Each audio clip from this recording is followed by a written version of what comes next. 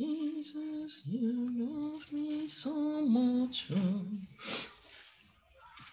so much, so much, excess love. Jesus, you love me too much, too much, too much, excess love.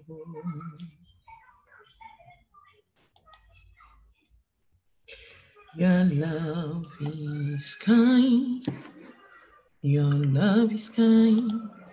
Your love is patient.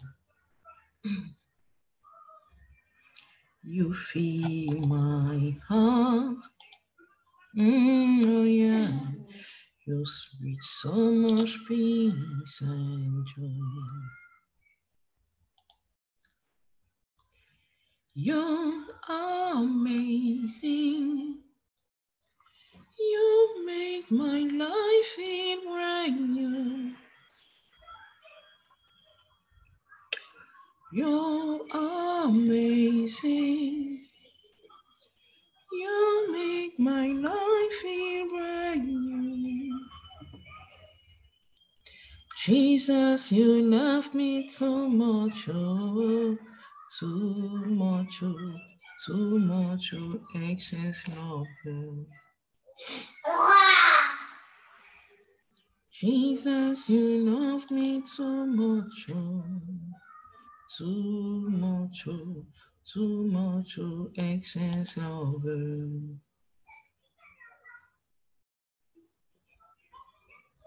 Too much, oh, too much, oh, too much, oh, excess love. Oh. Your love for me is too much, oh. Too much, oh, excess love. Oh. Too much. Oh my gosh. Too much, oh, excess love. Oh.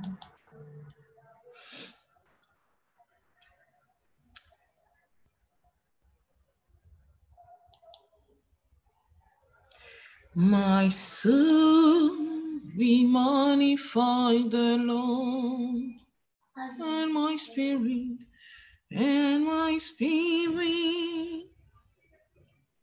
praise his name. For then could not hold me captive, even in the grave. Jesus, you are the Lord, even in the grave. Even in the grave. Jesus, you are the Lord.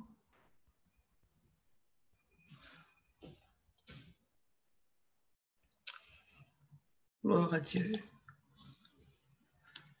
Shalom, shalom, que Dieu vous bénisse abondamment. Dieu vous bénisse. Je crois Dieu que vous allez bien.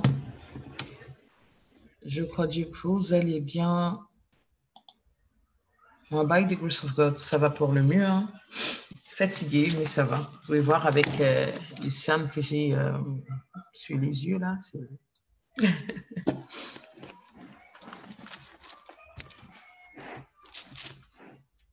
De votre côté, je crois Dieu que ça va.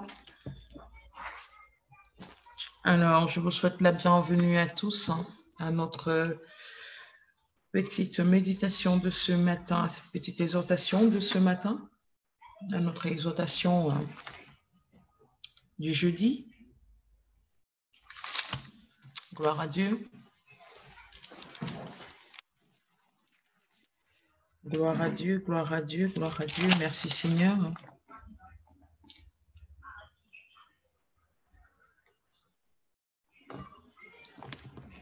Merci Éternel.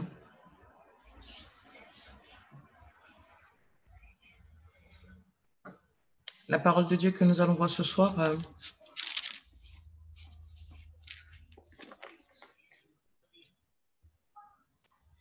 Je dis ce soir, ce matin. Oh là, my gosh, je suis encore mot de soir là, moi.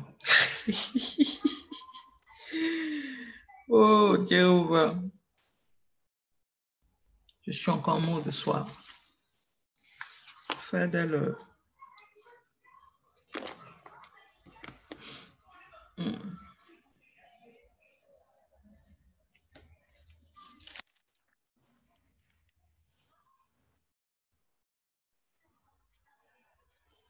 Amen. Notre parole de partage de méditation de ce matin se trouve dans le livre de Marc. C'est Marc 1. C'est Marc 1. Marc 1.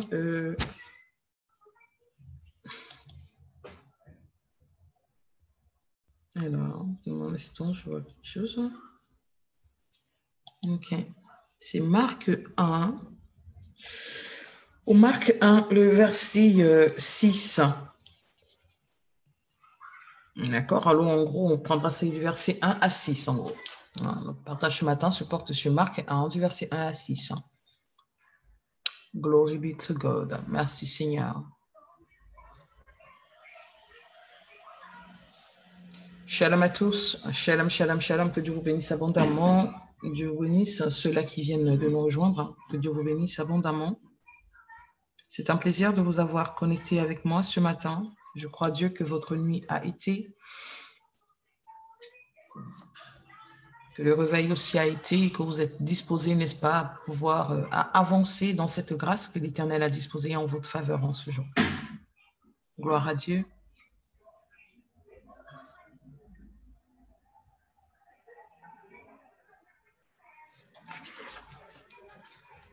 Le temps de patienter un petit moment que les autres personnes puissent nous rejoindre. Nous allons patienter un tout petit peu.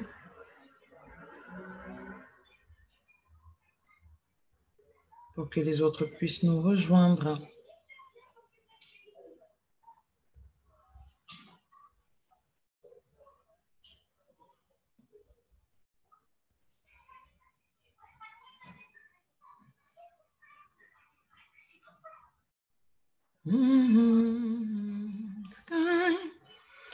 My love is kind, my love, your love is patient. Gloire à Dieu, gloire à Dieu, gloire à Dieu. Nous allons parler ce matin du revêtement, d'accord? Le revêtement. Le revêtement. Ça, c'est un peu ce que nous allons voir ce matin, le revêtement. Alors, je t'invite, toi qui es déjà là, je t'invite, n'est-ce pas, à taguer d'autres personnes, à partager, hein. Oui, à partager, à taguer des personnes, à partager.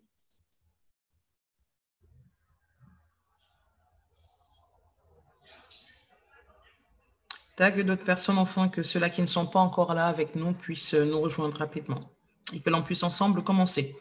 Merci Seigneur.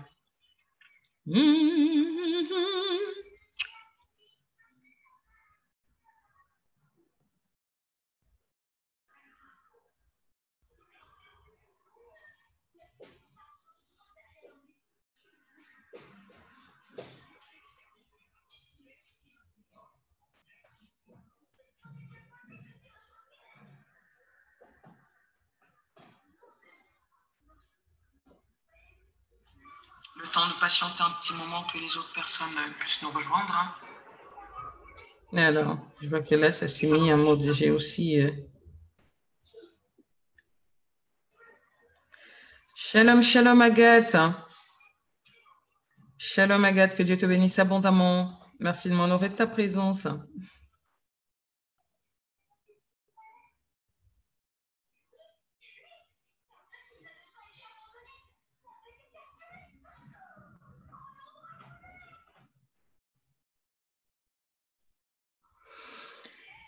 Shalom, shalom. Shalom Ismaël.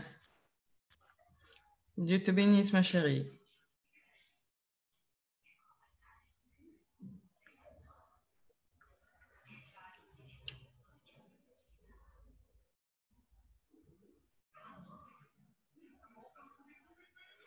Gloire à Dieu. Le revêtement. Ah non, mais sérieux, je suis... Oh, oh my God. C'est pour ça qu'il ne faut pas dormir tard. L'éveiller, c'est bien, mais il ne faut pas dormir tard, sérieux.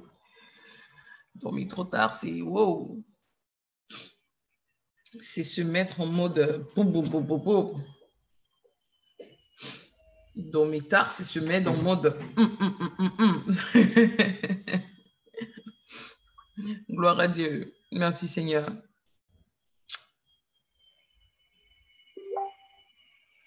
Merci Seigneur, merci Seigneur. Donc, ce matin, on va parler d'une chose importante, le revêtement.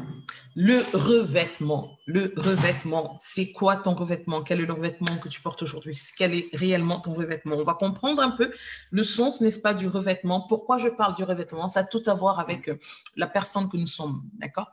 Ça a tout à voir avec, mais voilà, la personne que nous sommes, ça a tout à voir avec ce à quoi nous sommes appelés, ça a tout à voir avec quel est vraiment... comment je te dirais, ça a tout à voir avec l'objectif, hein, d'accord, pas le but, mais voilà, le désir de Dieu pour toi et moi. D'accord? Le désir de Dieu pour toi et moi. On va voir le revêtement et je vais vous montrer un peu avec la parole à peu près, hein, simplement des petites choses qui vous amènent à comprendre l'importance du revêtement qui est le tien. Quel est le vêtement que tu portes? Oui, chérie, ça s'est arrêté? Le vêtement que tu portes et tout. Ah, je ne suis qu'avec le petit dernier. Donne-moi un instant, je vais lui remettre.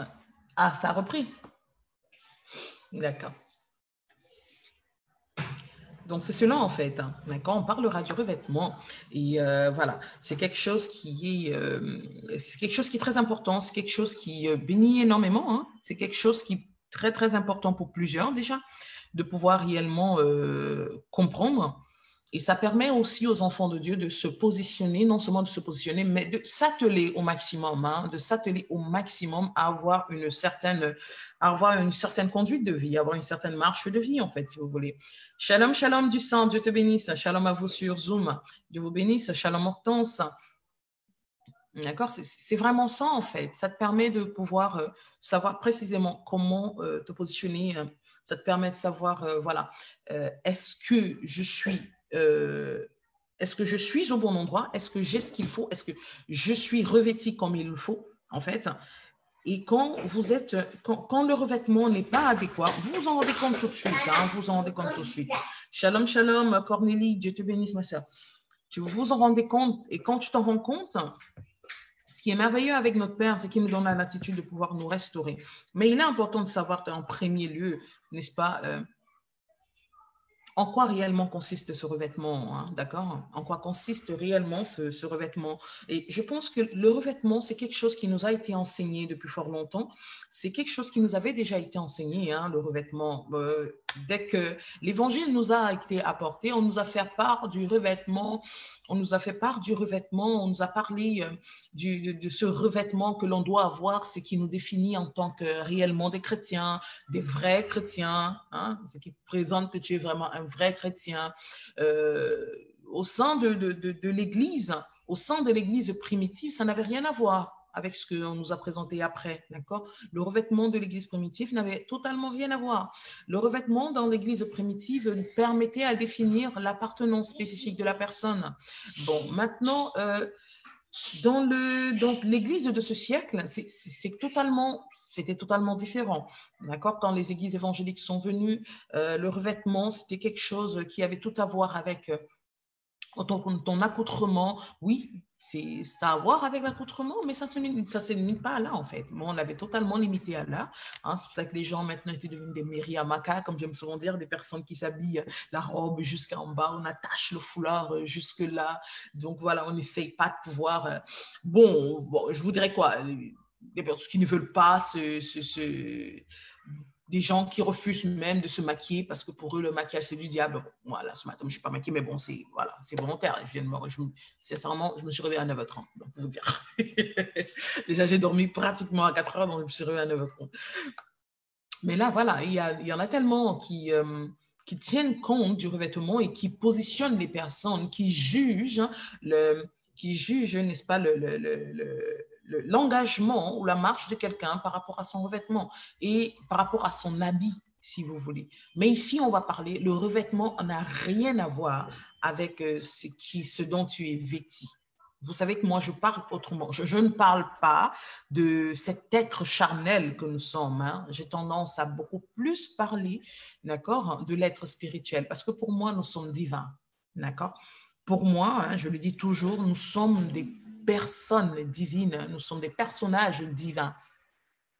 Nous sommes des êtres prophétiques. Je ne vais pas vous raconter des conneries, je le crois sincèrement, nous sommes des êtres prophétiques, notre destinée, elle est prophétique, notre marche, elle est prophétique, l'empreinte de notre présence sur cette terre, elle est prophétique, c'est pour ça que je crois fermement et je crois avec une conviction absolue que chaque être humain a un objectif précis qui a été défini pour lui. D'accord? Chaque être humain, chaque âme qui respire, chaque âme qui vit a une mission de vie. Hein, ça, je le crois totalement. Il n'y a pas de hasard. J'ai 5 enfants, j'ai la conviction que chacun de mes enfants, chacun a une mission précise, une mission qui ne va pas impacter seulement la sienne, sa petite vie, mais une mission spécifique qui va impacter la vie de plusieurs. Je crois que chaque être humain est un canal de diffusion pour nourrir. Ça s'est coupé? C'est un canal de diffusion pour nourrir plusieurs. Donnez-moi un instant, je vous reviens tout de suite. Comme je l'ai dit, je suis avec les petits derniers, alors allons-y, chérie. Allons-y, je te mets ça.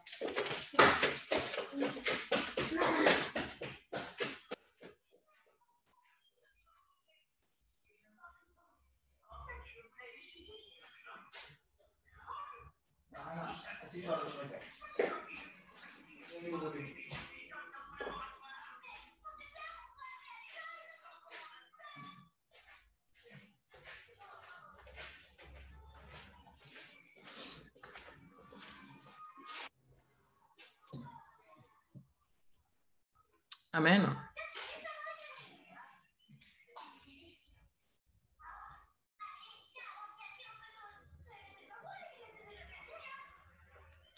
Gloire à Dieu, je suis de retour. Merci de votre patience.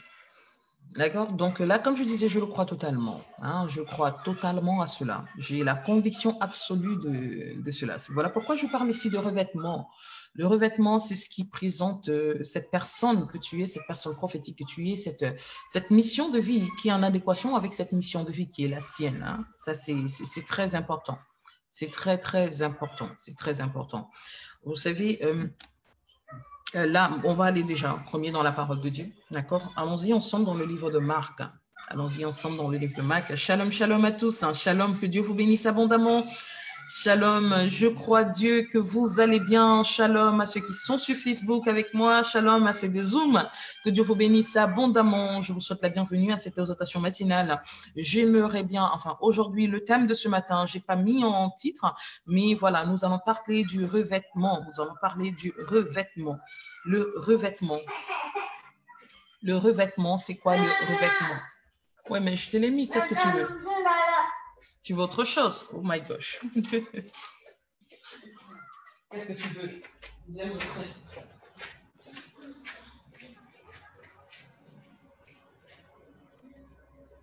Tu veux quoi? Qu'est-ce que tu veux? Montre-moi. Qu'est-ce que tu veux là?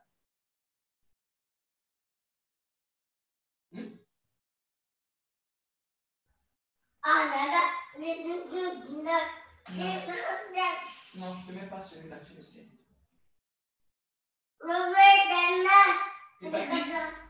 Peppa Pig?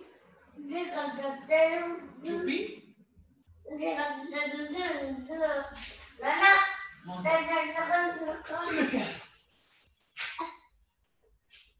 Lequel?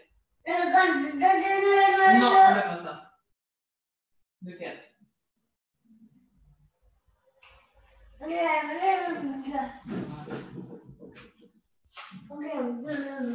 Voilà, j'ai mis, c'est bon. Ouais, j'ai mis. Ok. Bon. Ben oui, j'ai mis.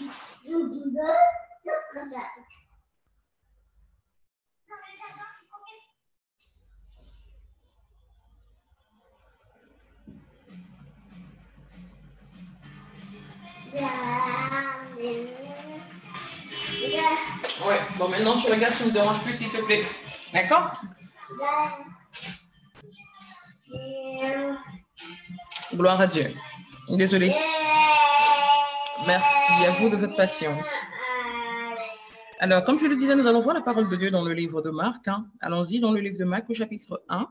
D'accord? Allons-y, Marc chapitre 1.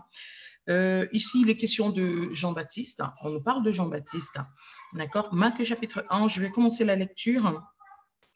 Allons-y à partir du verset 1. D'accord? Rapidement, commencement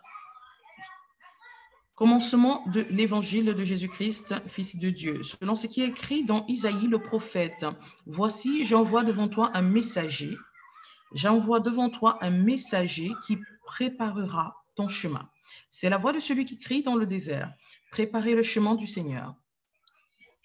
Aplanissez les sentiers. Aplanissez les sentiers, autant pour moi. Jean parut, baptisant dans le désert et prêchant le baptême de repentance pour la rémission des péchés.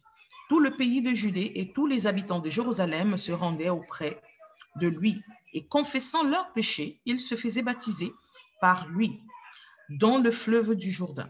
Alors, la partie qui m'intéresse ici, hein, je voulais simplement vous mettre, n'est-ce pas, dans cet alignement, en fait, c'est le verset 6 qui dit « Jean avait un vêtement de poil de chameau et une ceinture de cuir autour des reins. » Jean avait un vêtement de poil de chameau et une ceinture de cuir autour des reins. Et il nous a dit, en fait, aussi, n'est-ce pas, quel était son régime alimentaire. Hein. Il nous est précisé, il se nourrissait de sauterelles, de miel et de miel sauvage. D'accord? Jean avait un revêtement. Donc là, c'est de Jean, Marc, le verset, si quelqu'un peut le noter, le verset, c'est Marc, chapitre 1. D'accord? Marc, chapitre 1. Alors, du verset 1 à 6, spécifiquement le verset 6. D'accord? Il est dit ici, Jean avait un vêtement de poil de chameau et une ceinture de cuir autour des reins. Jean avait un vêtement de chameau et une ceinture de cuir autour des reins. Vous allez vous rendre compte que dans la parole, beaucoup ont comparé Jean à Élie. Hein. Beaucoup ont pris Jean pour Élie. On a mieux à dire que Jean le Baptiste était Élie qui était de retour. Mais vous devez savoir pourquoi est-ce que déjà on reconnaissait, pourquoi est-ce qu'il était identifié un peu comme Élie qui était revenu. Pourquoi est-ce qu'on l'a pris comme Élie? Pourquoi est-ce qu'on a pensé à cet instant que c'était aussi Élie? Ben écoutez, parce que simplement, d'accord, ce qui était le revêtement de Jean, hein, était le revêtement d'Élie à cette époque-là. C'était le même vêtement. Bon, voilà pourquoi je vous dis ici que nous sommes des êtres prophétiques. Allons ensemble dans le livre, n'est-ce pas, de Rois. Allons-y dans le livre de 2 Rois. 2 Rois chapitre 1 au verset 8. 2 Rois chapitre 1 au verset 8. 2 Rois chapitre 1 au verset 8 nous en parle aussi. Hein. Voilà. 2 Rois chapitre 1 au verset 8. La parole de Dieu nous dit ceci. Ok. Il lui répondit. Hein, ça c'est ici on est en train de parler d'Achazias. Hein, Achazias ici était un roi sur lequel le Seigneur a établi un jugement. Hein, Achazias, c'est Achazia, autant pour moi. Achazia, n'est-ce pas, ben voilà, a déplu à Dieu. Hein, parce que pourquoi? Parce qu'il a, pendant une période de trouble, Achazia s'est décidé à aller consulter d'autres dieux. Un peu comme nous aujourd'hui, en tant que chrétiens, nous sommes enfants de Dieu. Mais parce que parfois, on pense que Dieu est peut-être en retard, Dieu ne parle pas réellement, ou bien Dieu, voilà, ne nous fait pas part de ce qu'on a envie d'entendre. Hein, on se décide à aller consulter les divins, on se décide à aller consulter les liseurs de cartes, les liseurs, n'est-ce pas, d'astrologie et tout ça. C'est la même chose qu'Achazias, il a fait, d'accord? Alors, ça a énormément déplu à Dieu. Lui, de son côté, par rapport à parce que là, c'est en période de guerre et autres, il s'est levé, il a envoyé ses gens, hein, il a envoyé ses serviteurs aller consulter d'autres dieux. Et ça, l'Éternel, ça lui a énormément déplu et l'Éternel a parlé au travers. Enfin, il était malade, autant pour moi. Il était malade, donc il n'a pas été bien, il n'était pas en très bonne santé. Il a envoyé consulter d'autres personnes, trouver le traitement ailleurs et tout. Et ça a déplu à Dieu. Ça a totalement déplu à Dieu. Et le Seigneur, lui, de son côté, qu'est-ce qu'il a fait? Il a simplement envoyé son serviteur répondre à Achazias, lui faisant comprendre que voilà, vu que tu as considéré qu'il n'y a pas pas de Dieu en Israël. Hein, tu as considéré qu'il n'y a pas de Dieu sur ma terre bénite. Hein, je ne suis pas le Dieu de mon peuple. D'accord? Le lit de malade sur lequel tu es, hein, tu ne t'enlèveras pas. D'accord? Le Seigneur lui a fait comprendre qu'il mourra, il ne s'enlèvera pas. Donc, et ça, ce n'est pas directement à lui. Il a dit aux serviteurs qui étaient en chemin. Et eux, dont ils sont retournés, fait part de ça à Achazias. Et ils lui ont dit que voilà, on a rencontré quelqu'un, un homme, qui nous a dit que. Et regardez ce qui se passe. Alors, revenons rapidement. Achazias leur dit, quand ils ont dit à Achazias, n'est-ce pas ce qui s'est passé? Achazias leur dit, quel air avait cet homme? Hein, qui est monté à votre rencontre et qui vous a dit ces paroles. Donc, comment il était? Décrivez-le-moi. Alors, eux, ils le décrivent en disant, voici ce qu'ils disent, et ils lui répondirent, c'était un homme vêtu de poils, c'était un homme vêtu de poils ayant une ceinture de cuir autour des reins. C'est un homme vêtu de poils ayant une ceinture autour des reins. Et regardez ce que la parole de Dieu dit après. Il dit, et Achazias dit, c'est Élie le Tishbite. C'est Élie le Tishbite. La description qui a été donnée à Achazias lui a permis d'identifier précisément qui était ce messager, qui était cette personne. La description qu'on lui a donnée lui a permis de dire, ah, ça, c'est Élie le Tishbite. D'accord? Là, c'était le prophète Élie. C'était le prophète Élie qui avait été identifié à ce revêtement. Et vous allez vous rendre compte ici que le revêtement du prophète Élie est identique à la description du revêtement de Jean le Baptiste. D'accord? De Jean le Baptiste. Son revêtement était identique à celui d'Élie. Il était revêtu de poils de chameau. D'accord, avec une ceinture de cuir. Et vous savez qu'à l'époque, la ceinture de cuir, ça symbolisait en fait la pauvreté. C'est ce que mettaient les pauvres en fait. La ceinture de cuir spécifiquement, c'est ce que mettaient les pauvres. Mais ici, ça était plutôt une symbolique d'endurance. Hein, vous savez tous ce que c'est que la matière du cuir. C'est une matière très très solide qui peut tenir très très longtemps. Mais voilà.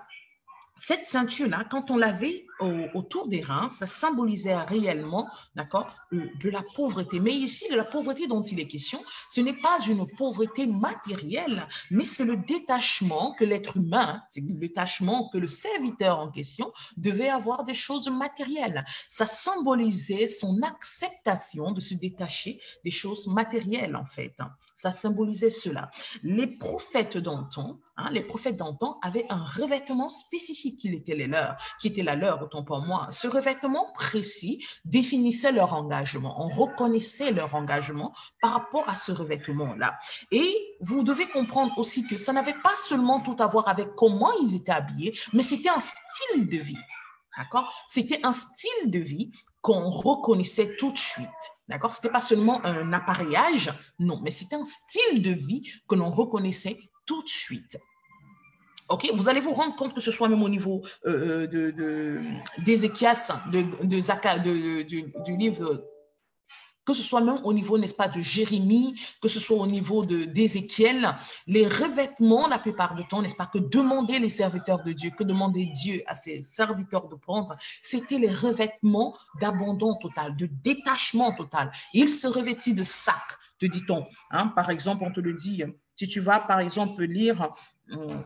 comme on appelle, Isaïe 20 au verset 22, il se revêtissait de sac, d'accord? Il se revêtissait de sac. En fait, le sac ici symbolise quoi? L'humilité, d'accord? Ça symbolise l'humilité, le détachement de tout, s'humilier, en fait, se détacher des choses matérielles, mais l'humilité. Et ici, ce revêtement, vous allez vous rendre compte qu'à chaque fois que Dieu parlait donner un style de revêtement, il ne parlait pas du revêtement physique, il parlait du revêtement du cœur. Comment est-ce que le cœur de ses enfants doit être? Et il le parlait la plupart du temps, le revêtement même ou l'accoutrement était un langage prophétique utilisé par l'Éternel. D'accord? C'était un langage prophétique utilisé par l'Éternel. C'était un langage prophétique utilisé par Dieu.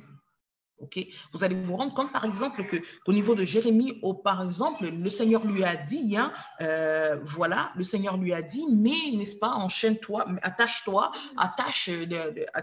comment on appelle, attache-toi un joug sur les épaules et tout, et il a marché comme ça pour aller à la rencontre du roi, et c'est là devant, n'est-ce pas, que, voilà, il a passé son message. En fait, le revêtement d'un enfant de Dieu, le revêtement d'un enfant de Dieu est celui-là que représente son cœur, en fait. Le revêtement d'un enfant de Dieu, c'est son style de vie. Le revêtement d'un enfant de Dieu, c'est son mode de vie. Le mode de vie qui est le tien. On doit te reconnaître par ton style de vie, pas seulement par ce que tu professes. Ce que tu professes ne sont que des dires, d'accord? Mais ce que tu fais est ce qui impacte. Ce que tu dégages est ce qui impacte. Ce que tu apportes est ce qui impacte. Tu sais, on pourra se souvenir, on pourra se rappeler de ce que tu as dit. D'accord? On pourra se rappeler de façon saisonnière ou bien de façon temporaire de ce que tu as dit, mais on se souviendra toujours. On se souviendra toujours de l'impact que tu as eu. On se souviendra toujours de ton style de vie, comment dire, de ton identité de pensée. De ton identité de pensée. En fait, tu dois comprendre que le style de vie que tu professes, que tu me démontres, c'est un peu comme, je pourrais l'identifier à quoi? Le style de vie que tu demandes, le style de vie que tu professes, c'est ta valeur, ce sont tes valeurs. Tes valeurs. Ce qui fait la différence entre toi et plusieurs. Quel est le revêtement que tu as qui fait la différence entre toi et plusieurs?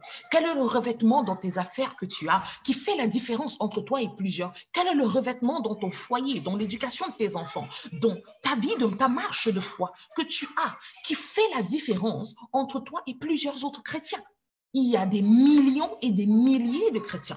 Il y a des centaines et des milliers de serviteurs de Dieu. Il y a des millions. Une fois, Élie a pensé qu'il était le seul qui restait, mais le Seigneur l'a surpris, lui faisant comprendre qu'il en avait gardé énormément encore sous sa coupe, d'accord, sous sa protection. Mais qu'est-ce qui fait la différence? Qu'est-ce qui te différencie de chacune de ces personnes-là?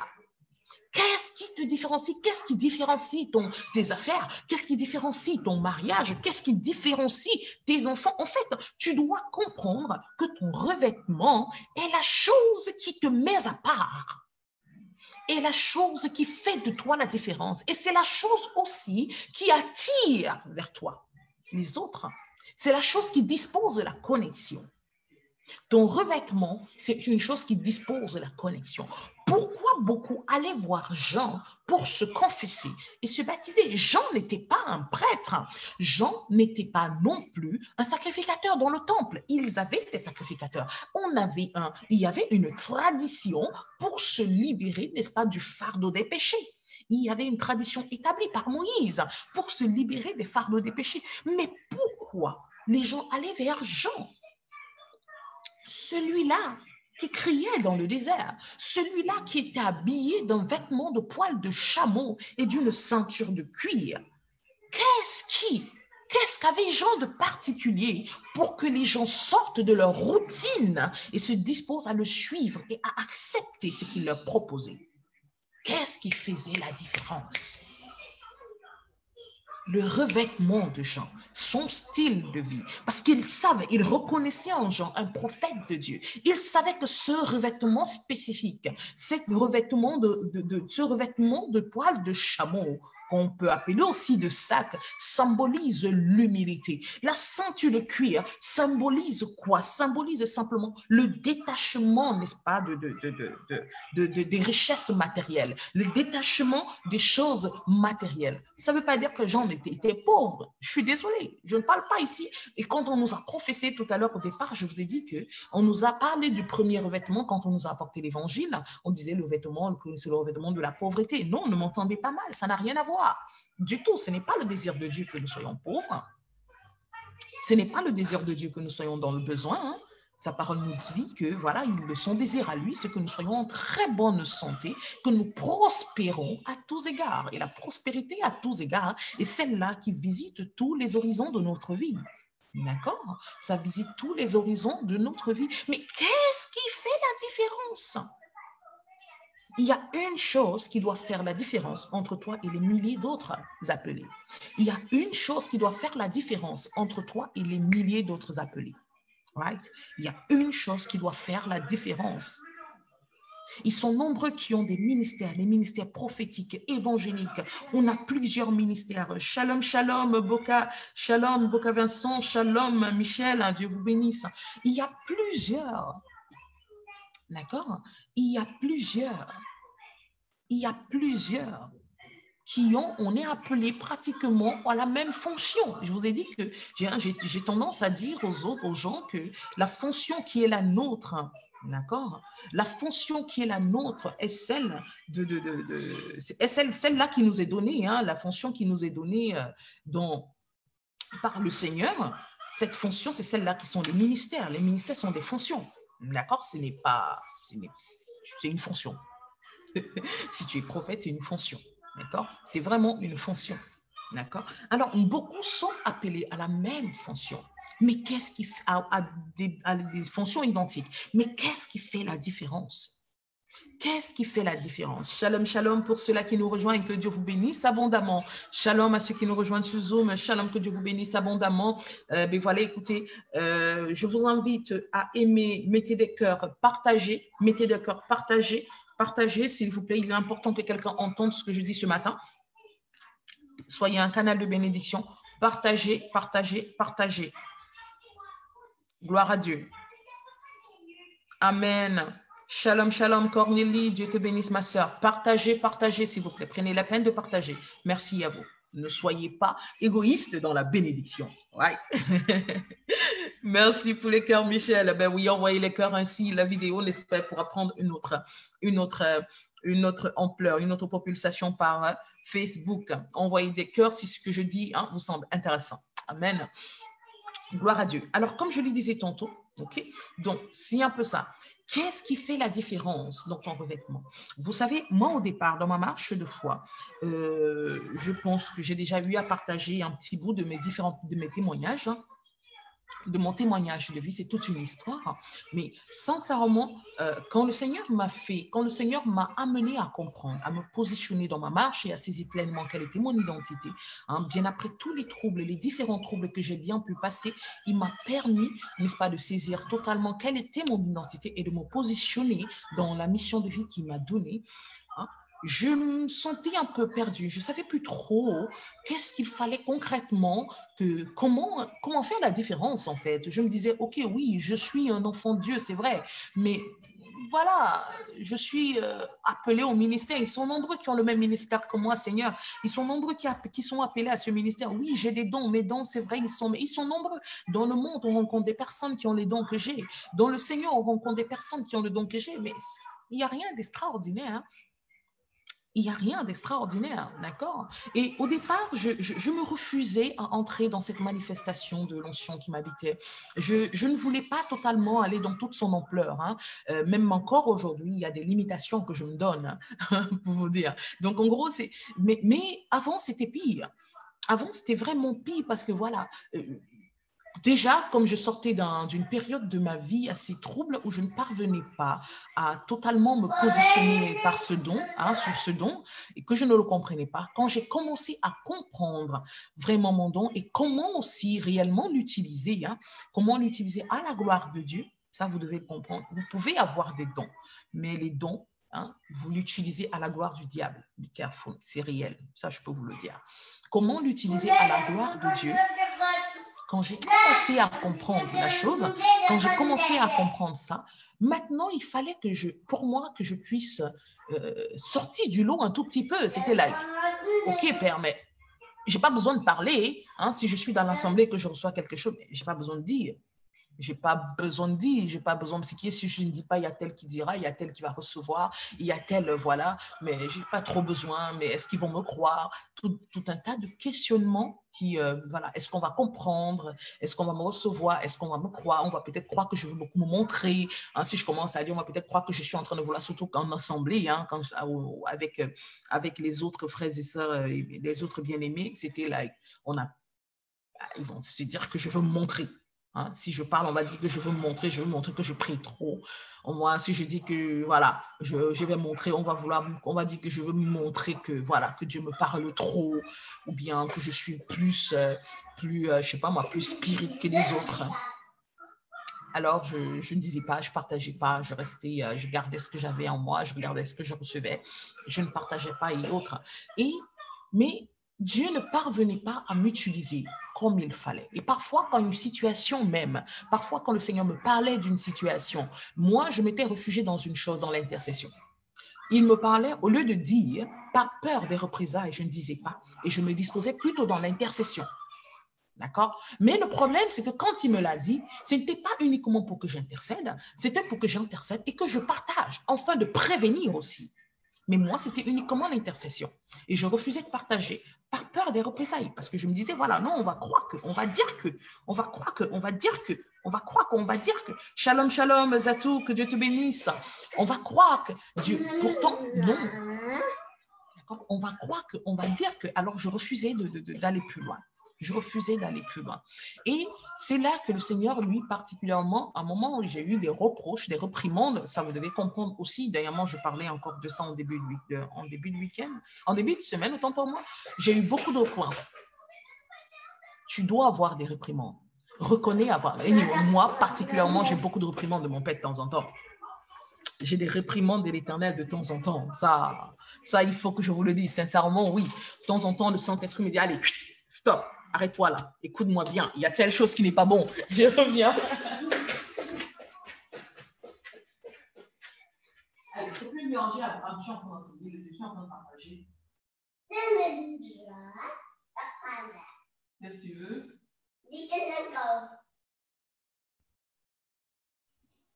Bon.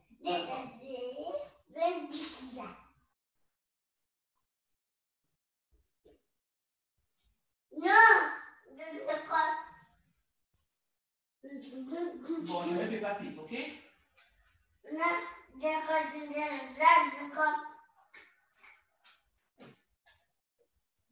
C'est bon? Allez, on va t'asseoir, c'est bon.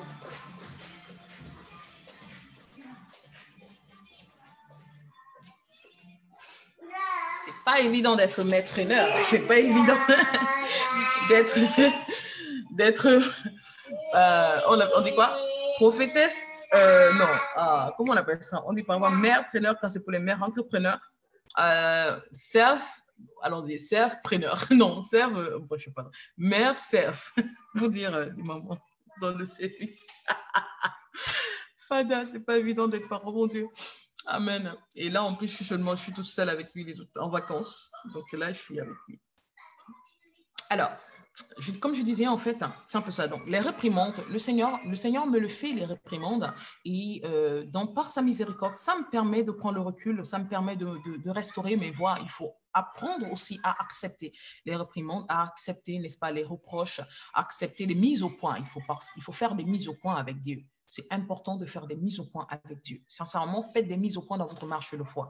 Prenez l'habitude de faire des mises au point. Moi, je fais des mises au point avec mon Dieu. Sincèrement, et c'est ça qui me permet de pouvoir réellement avancer comme lui, il voudrait que j'avance, ou encore simplement de pouvoir restaurer mes marches, restaurer mes voies. Ceux que j'accompagne ou ceux, n'est-ce pas, qui assistent à différentes choses que je fais, parfois vous êtes parfois témoin que je peux vous donner une information. Aujourd'hui, voilà comment ça va se passer. Après, je viens dire non, ça ne se passera plus comme ça.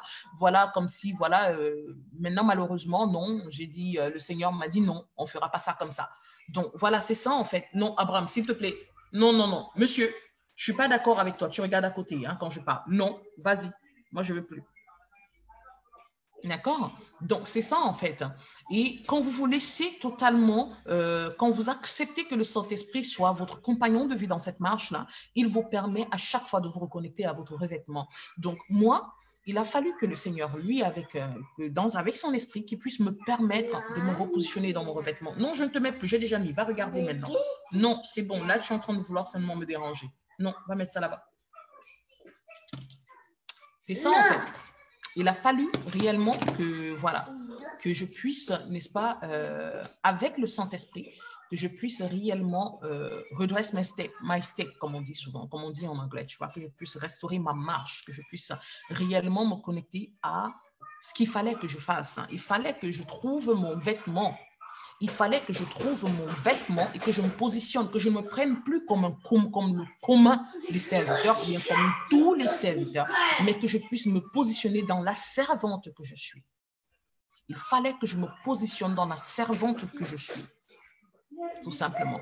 Oui, c'est vrai, il m'avait permis de saisir déjà quelle était ma mission de vie, quelle était l'identité prophétique qui était la mienne, mais je ne parvenais pas encore à pleinement me donner à moi, à avoir, vous savez, comme on dit, quand tu as ton style de vie qui est en adéquation avec ta mission de vie, ce qui t'appartient à toi, parce que tu copies aux autres.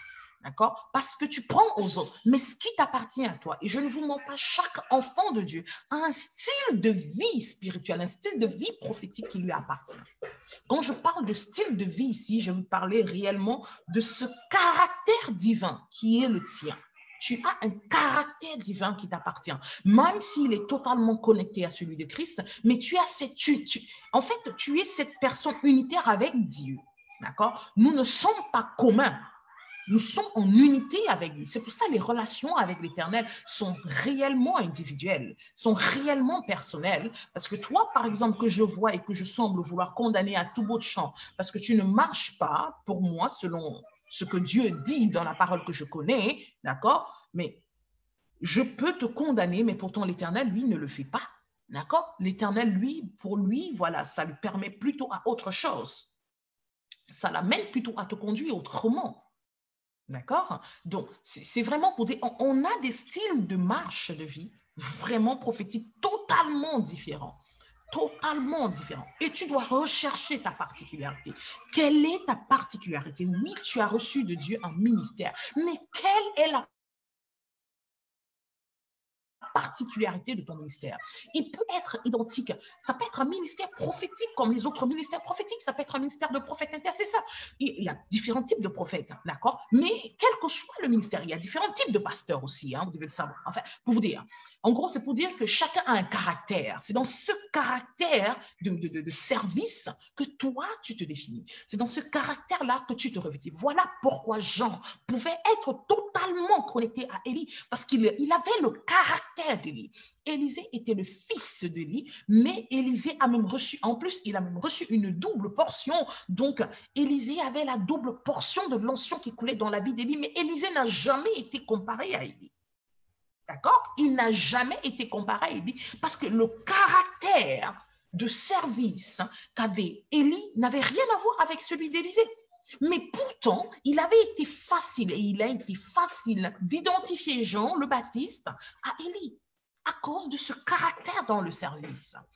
Quel est ton caractère? C'est ça ton revêtement divin. C'est ça ton revêtement divin ministériel. Ce n'est pas la fonction, ce n'est pas l'onction que l'on met sur ta tête, ce n'est pas les habits que tu portes, mais c'est vraiment ce caractère particulier. Même toi, dans ta marche de foi, quel est ton caractère? Quel est ce caractère? Regardez les apôtres, par exemple. L'apôtre Paul n'a pas été l'un des disciples de Christ, mais il a impacté au-delà de l'espérance des autres, je vous dirais même, d'accord? À cause de quelque chose qu'il avait en plus. Il avait un caractère de service qui lui était propre. Quel est ton caractère de service? Quel est ce caractère de service? Et le caractère de service n'est pas seulement défini dans ta marche, dans ton ministère, même dans ton business. Même dans ton business, même dans ta famille, même vraiment, c'est quoi la particularité que toi tu as pour ne pas être comme le commun des autres, d'accord? Comme je vous l'ai dit, on a des milliers et des millions de chrétiens, des milliers et des milliards même de croyants. L'Éternel a des enfants un peu partout dans le monde. Mais qu'est-ce qui fait de toi la particularité? Qu'est-ce qui te donne cette chose particulière qui te permet de pouvoir manifester la gloire de Dieu, de pouvoir manifester l'onction de Dieu qui est supposée t'habiter, qui te permet de pouvoir réellement de pouvoir expérimenter la main droite active de l'Éternel. Quel est ce truc-là? C'est quoi ce revêtement-là qui permet à ce que tu sois totalement reconnu, identifié? Tu dois l'avoir. Il est important pour chaque enfant de Dieu de trouver son vêtement. L'Éternel, moi, dans ma marche, m'a permis de le faire. Il m'a permis de comprendre. Et après, quand j'ai pu avoir mon vêtement, quand j'ai pu saisir quel était mon vêtement, le style de vie que je devais avoir, le style de vie qui m'est propre, pas un style de vie que j'ai copié. Je ne parle pas d'un style de vie, je ne parle pas des choses folkloriques, d'accord? Je parle de quelque chose qui est encore plus profond. D'accord, qui est vraiment autre, c'est qui m'identifie, c'est qui me positionne spirituellement parlant. Quand j'ai compris la chose, j'ai commencé à impacter plus que je ne le faisais avant et j'étais totalement en accord avec mon fonctionnement et j'étais totalement en fusion avec mon appel, avec mon don. À tel point, comme je dis parfois aux personnes, Dieu ne me parle pas et la chose n'est pas.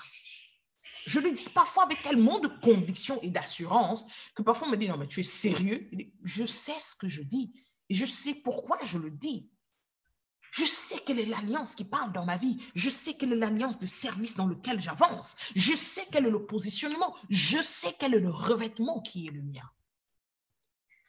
Voilà pourquoi je peux avoir une certaine audace ministérielle. Voilà pourquoi je peux avoir une certaine audace de vie. Parce que I know that I know that I know who I know. Comme on dit souvent en anglais. D'accord? Comme le même Antoine trop dit. I know that I know that I know that I know. Je sais que je sais que je sais que je sais.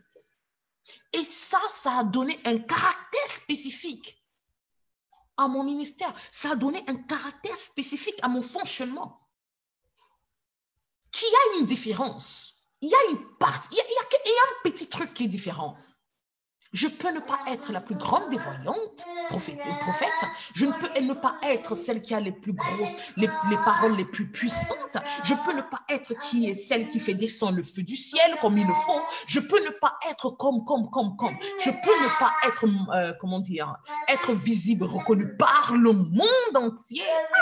Mais je sais que, voilà, les âmes que l'Éternel me permet, auxquelles l'Éternel me connecte, il y a une connexion, il y a une touche particulière qui est faite au travers de moi, qui marque mon passage ou qui dispose à une connexion plus longue. Vous voyez ce que je veux dire? C'est ça en fait. Et c'est ça, tu dois te poser la question de savoir quelle est ta particularité. Quelle est cette particularité de toi? Quelle est cette particularité de toi? Quelle est ta particularité ministérielle? Quelle est ta particularité de marche de foi? Beaucoup de femmes, par exemple,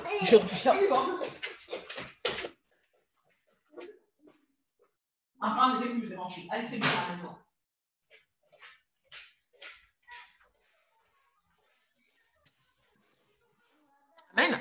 Comme je disais, beaucoup de femmes, malheureusement, si l'orientation était encore sur le téléphone, j'aurais pu facilement bouger. Beaucoup de femmes, par exemple, vous vous retrouvez dans des foyers, avec, n'est-ce pas, vos époux, mais sachez que il ne vous a pas épousé parce que vous êtes la plus belle, il ne vous a pas épousé parce que vous êtes la plus, je ne sais pas trop quoi, mais il y a quelque chose que vous avez dégagé, il y a quelque chose qu'il a remarqué, qu'il a retenu en vous, qui a fait la différence. D'accord? Qui a fait la différence, qui vous a mis à part. Alors toi, en tant que chrétien, tu es enfant de Dieu. Nous sommes enfants de Dieu. Hein? Nous sommes des milliers et des millions d'enfants de Dieu. Qu'est-ce qui fait la différence? Et ce qui fait la différence,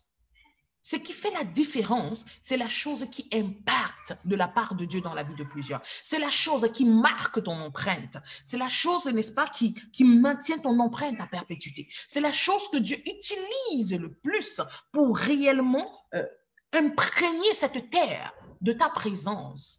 C'est cette chose qui te permet de pouvoir accomplir ta mission prophétique. C'est cette chose-là. Tu dois trouver ce caractère. Et ce caractère, tu le retrouves dans la parole de Dieu. Pourquoi est-ce qu'on pouvait facilement identifier Jean à Élie? Parce qu'il y avait ce caractère. Il y avait cette chose qui le reliait à Élie. Il y avait cette chose identitaire qui amenait directement à une connexion totale avec le feu prophète Élie. Oui, feu parce qu'il n'était plus. D'accord? Feu parce qu'il n'était plus. Tout simplement. Feu parce qu'il n'était plus. Quel est ce caractère? Quel est ce revêtement? Tu dois trouver quel est ton revêtement. Tu dois trouver. Tout ce qu'on essaye de faire la plupart du temps dans notre marche de foi, oh, on veut grandir, on veut connaître mieux la parole de Dieu, on veut avancer mieux avec Dieu, on veut connaître mieux la parole de Dieu, on veut mieux, comment dire, je veux apprendre à prier, je veux apprendre à jeûner vraiment, je veux apprendre vraiment à pouvoir méditer la parole, je veux. Et vous savez, je trouve triste que beaucoup de chrétiens, il y a beaucoup d'engagement dans le monde aujourd'hui pour permettre à l'être humain de se découvrir dans sa réalité, dans son ensemble, dans son authenticité. Hein? Et donc, quand on parle d'authenticité ici, c'est quand vous suivez, les débats par rapport à ça, quand ils parlent de la science quantique et autres, ben écoutez, ils parlent du divin, hein? Ils parlent de l'invisible, ils parlent du divin, ils parlent, voilà, d'accord? Beaucoup dans le monde s'attellent à découvrir qui ils sont réellement. L'être unique qu'ils sont. Pourquoi es-tu un être unique? Ils s'attellent à découvrir beaucoup. Et ça passe par quoi? Par des formations de formations de développement personnel et autres. Le chrétien ne se dispose pas à ça. Le chrétien ne cherche pas un développement spirituel. Le chrétien ne cherche pas un développement d'identité spirituelle. Le développement personnel est un développement d'identité. Tu dois rechercher un développement d'identité au niveau spirituel pour dire un développement d'identité spirituelle. Oui. Recherche cela, le développement d'identité spirituelle qui est le tien.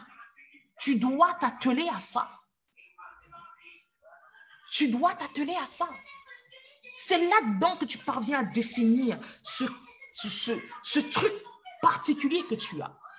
Et je vous l'ai dit que ça marche même dans les affaires. Je vous donne un exemple très simple de business. Et je vous ai dit que ce petit truc, c'est un style de vie. C'est une valeur que tu portes en fait.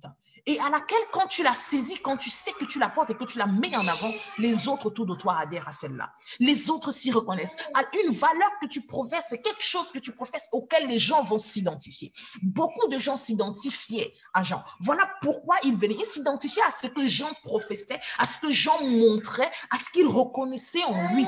Voilà pourquoi ils pouvaient venir vers lui pour pouvoir être, n'est-ce pas, pour pouvoir se repentir. Voilà pourquoi ils pouvaient venir à lui pour pouvoir se repentir.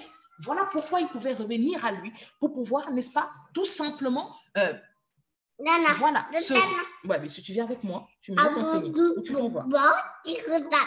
Oui, mais tu t'envoies ou pas? Tu restes avec maman? Avec tes cheveux, comme on dit chez nous, le caca de la chèvre. Les cheveux durs. Amen. C'est cela en fait. Ouais, mais laisse maman parler. Oui, maman va parler. Oui, maman va parler. Oui. Désolée, c'est mon petit garçon, il s'appelle Abraham. Mon petit prophète Abraham. Non, ça tu touches pas. Allez, vas-y, va regarder tes trucs là-bas. Dépêche-toi. Va prendre ta petite balle. Tu viens avec. Va regarder là-bas. Vas-y. Maman, elle va finir. Non, maman finit d'abord. S'il te plaît, maman termine d'abord. Tiens, je donne ça.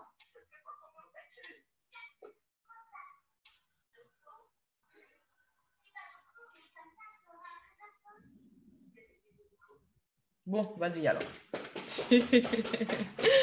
Gloire à Dieu. Amen, amen. Shalom, victoire. Amen.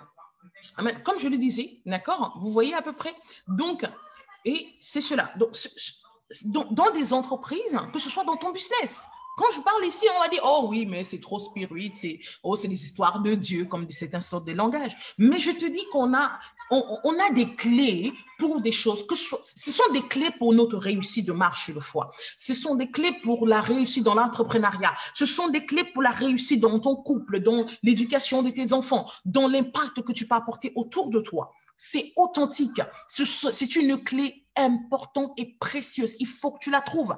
Trouve ce qui fait de toi, fait la particularité. Trouve cette valeur que tu dois porter. Tu as une valeur. Merci beaucoup. Merci, Agathe. Amen. Il y a une valeur que tu dois porter. D'accord?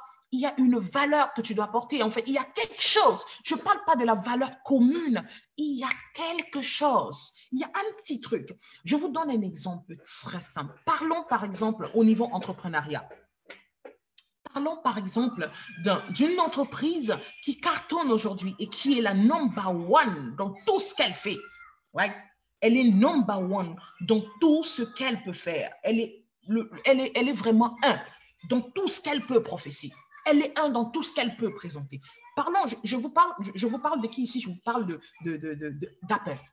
Apple. Parlons d'Apple. Pourquoi tout le monde aime Apple? Hein? Mon fils de 18 ans est fou d'Apple.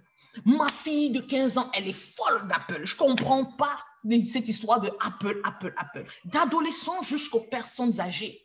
En fait, quand je parle personnes âgées, c'est ceux-là qui peuvent encore, qui sont fans d'informatique, c'est Apple. Tous les étudiants dans une université, vous allez vous rendre compte que la plupart des étudiants ont que des produits Apple. Ils n'ont que des produits Apple. Mais pourquoi? Pourquoi?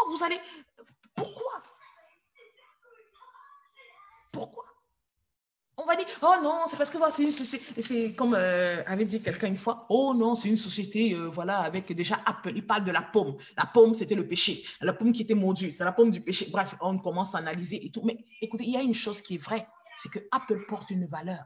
Apple professe un style de vie. Si vous regardez même simplement leur petite publicité, tous les étudiants, d'accord, se reconnaissent.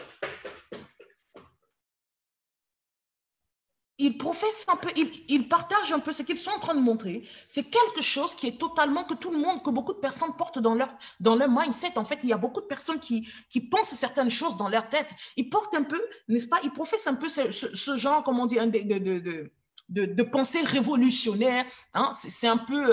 Apple, c'est un peu la jeunesse en révolte, la jeunesse indépendante, la jeunesse qui ne suit pas les cordes, la jeunesse qui n'est pas soumise à certaines règles, la jeunesse qui est totalement particulière dans son individualité. D'accord? Et c'est un peu ça, en fait, ça professe vraiment ce monde dans lequel je suis unique. D'accord? Ma façon de penser est seule. Je suis unique. OK? Je ne suis pas compris par les autres. Je suis just like me. Et ce qui fait que beaucoup se reconnaissent à ce qu'ils sont en train de prophétiser. Je ne suis pas dans les normes, je ne suis pas dans le même cadre que tout le monde. Beaucoup reconnaissent ce que montre Apple. Beaucoup se reconnaissent dans ce qu'ils professent. Et beaucoup sont disposés à acheter leurs produits. Ça coûte tellement cher. Moi, je n'achète pas je n'ai pas Apple. Mais voilà, ça coûte tellement cher. J'ai commencé à ticter là-dessus quand j'ai vu qu'il y a des gens, la dernière fois, je crois que c'était l'iPhone, à l'époque, c'était l'iPhone, je ne sais même plus si c'était le 5 ou c'était 4. J'étais tellement surprise des gens qui ont passé la nuit devant le magasin là-bas à Paris pour pouvoir être les premiers à s'offrir le premier Apple. My God. J'étais scandalisée. J'ai dit, mais mon Dieu, à ce point-là, mais c'est quoi la particularité de cette histoire? Pourquoi est-ce qu'ils sont tellement... voilà. Bien avant qu'on ne me ramène le système, bien avant qu'on me ramène les dires, les histoires où on me dit non, c'est mystique, c'est ceci, c'est cela. Attends un peu. Je vais t'aider. Non. OK. Bien avant qu'on me dise que non, c'est parce que. Mais c'est parce qu'ils, n'est-ce pas, eux, ils sont en train, ils ont une certaine valeur qu'ils vendent. Le discours des jeunes d'Europe, c'est unique. D'accord? Quand je pose la question à mon fils, qu'est-ce que tu aimes dans Apple? Pourquoi tu aimes les produits, les iPhones ou bien les iPads? Pourquoi tu aimes ça? Ah, maman, tu ne vois pas comment c'est unique? Non, maman, déjà c'est complet. Pas besoin de se contaminer. Je ne comprends pas ce que tu me racontes, en fait. Mais ça va totalement dans l'identité que porte Apple. C'est son identité. Cette identité révolutionnaire est mise à part, là. Cette identité, voilà, qui se prend comme à part. J'ai ma façon à moi de penser, j'ai ma façon à moi de voir les choses. Je ne suis peut-être pas compris, je ne suis peut-être pas entendu, mais je me suffis. C'est un peu ce qu'ils professent. Et c'est pour ça que beaucoup se reconnaissent en cela. C'est pour ça que beaucoup de jeunes se retrouvent dans ce qu'ils vendent. C'est pour ça, pas parce que les gens ont trop besoin, mais c'est par rapport à ce qu'ils professent que les gens achètent. C'est par rapport à ce qu'ils le défendent. C'est la valeur sur laquelle ils se tiennent qui fasse que les choses, n'est-ce pas, puissent avoir une ampleur, qui puissent impacter. Si tu as un Apple, tu ne peux pas télécharger quoi que ce soit de Apple à Samsung. Tu ne peux pas télécharger, n'est-ce pas? Non, il n'y a pas de connexion avec tous les autres. Il n'y a pas de connexion. Et effectivement, ça représente beaucoup d'âmes de rebelles. Beaucoup de personnes rebelles sont des personnes qui aiment se mettre à part, qui sont hormis sociétaires, qui ne sont pas des personnes, voilà, qui sont des personnes très, très individuelles. D'accord? Beaucoup d'êtres humains aujourd'hui, beaucoup de jeunes en général. D'accord? Les personnes âgées qui aiment Apple, ce sont des jeunes d'antan. Ils ont commencé à aimer Apple depuis fort longtemps. C'est cela, en fait. C'est vraiment une certaine valeur que Apple défend, que tout le monde suit. C'est vraiment un style de vie que Apple défend, que tout le monde la suive. C'est vraiment ceux-là qui se reconnaissent dans ce style de vie, ben, ils sont complètement connectés à ça. Et ils sont prêts à dépenser énormément pour pouvoir obtenir les produits d'Apple. Mais pourtant, il y a Dell, il y a Samsung, il y a tellement de sociétés de computers. Il y a tellement de sociétés électroniques, il y a tellement de choses. Mais en dépit de quelle que soit la chose que Apple fait, elle a sa particularité qu'elle met en avant. Elle a toujours cette particularité qu'elle met en avant. C'est pour ça que quel que soit ce qu'elle va faire, ça va être reçu, ça va être pris, ça va être validé. Alors toi, de ton côté aussi, nous les chrétiens, nous devons chercher à avoir cette particularité. Quel est le petit hic? Il y a ce film-là aussi de cette dame américaine-là qui sortait les produits, n'est-ce pas, pour les cheveux. C'est vrai, il est vrai que la base, je ne sais plus comment trop elle s'appelle, c'est un film qui est sur Netflix, j'ai eu à regarder. C'est vrai que la base, quand on regarde la base, sa base de départ n'est pas très bonne. Pourquoi? Parce qu'elle a volé l'idée de quelqu'un d'autre. Mais elle en a fait quelque chose d'extraordinaire parce qu'elle a créé un truc, il y a un truc particulier. La base de fabrication de ces produits, c'est une recette qu'elle a eu à prendre à quelqu'un d'autre, c'est la recette commune. Mais il y a un petit truc qui a mené son entreprise à prendre cette ampleur au point qu'elle soit l'une des femmes afro dont on parle aujourd'hui dans l'entrepreneuriat. C'est ça qui l'a mené à un niveau d'entrepreneuriat énorme qui a impacté sa génération. Il y a quelque chose. Tu as un petit truc de particularité. Tu as une petite chose, même dans le ministère, même dans ta marche de vie, même dans ton style de vie. Il y a une chose qui fait la différence parmi des milliers de personnes. Il y a une chose qui fait la différence entre toi, prophète, et tous les autres prophètes. Il y a une chose qui fait la différence entre toi, pasteur, et tous les autres pasteurs. Il y a une chose qui fait la différence entre toi, apôtre, et tous les autres apôtres. Il y a une différence. Il y a une chose qui fait la différence. Tu dois trouver la chose qui fait la différence. Il faut que tu trouves ton caractère particulier. Il faut que tu trouves la valeur particulière sur laquelle tu dois te tenir. Celle-là que tu vas défendre. Celle-là sur laquelle que tu vas professer. Le revêtement du prophète d'antan. Le revêtement du prophète ici, quand on dit il était vêtu, n'est-ce pas, de poils de chameau et tout. Ce revêtement-là définissait, n'est-ce pas, ça exprimait une forme de mépris pour les choses matérielles. Ça ne voulait pas dire que je rejette, mais je méprise ces choses matérielles. Je ne leur donne pas une importance parce que ce ne sont pas ces choses matérielles qui dirigent ma vie. D'accord? Le revêtement du prophète d'antan, ça reflétait le mépris pour le matériel. Ça ne reflétait pas le rejet, c'est le mépris. Je méprise la valeur que vous donnez aux choses matérielles. Elles sont peut-être utiles, mais leurs valeurs pour moi, elles ne sont pas au-delà de ce que je pense être, ou au-delà, n'est-ce pas, de ma personne, ou au-delà de ce que je suis supposé faire. Le revêtement du prophète, c'était cela. Le revêtement du prophète symbolisait cela. Le revêtement du prophète symbolisait cela. Ça symbolisait cela. C'était une certaine valeur. Vous savez, ça représentait une certaine valeur précise que l'on reconnaissait d'eux. Tu ne t'habillais pas comme ça parce qu'il fallait que tu t'habillais comme ça. C'était un message que tu étais en train de passer. Et par cela, tu étais reconnu. Par cela, tu démontrais n'est-ce pas, la valeur sur laquelle, les valeurs sur lesquelles tu te tiens. Par cela, tu montrais les valeurs sur lesquelles tu te tiens. C'est pour ça que vous allez voir, par exemple, que ce soit le prophète Élie, il n'était pas tenu par les offrandes ou par quoi que ce soit, pas parce que tu venais lui offrir quoi que ce soit, que ça te positionnait non, c'est pas parce que, regardez, par exemple, avec Laban, n'est-ce pas, ce dignitaire-là qui est venu le voir, qui souffrait de lèpre, il a été choqué que l'homme de Dieu ne veuille pas le recevoir. Il a été choqué qu'il ne veuille pas le recevoir, mais pourtant, mais non. Il n'avait pas besoin de le recevoir. Il pensait que comme il est tel, je viens dans ce qui est sur l'homme de Dieu, c'est qu'au travers de moi, il va être béni. Je vais lui donner beaucoup d'offrandes. Je vais lui donner beaucoup de choses. Donc, voilà, il va me recevoir, il va me positionner comme il faut. Non. Le revêtement du prophète démontre son mépris par rapport à toutes ces choses matérielles.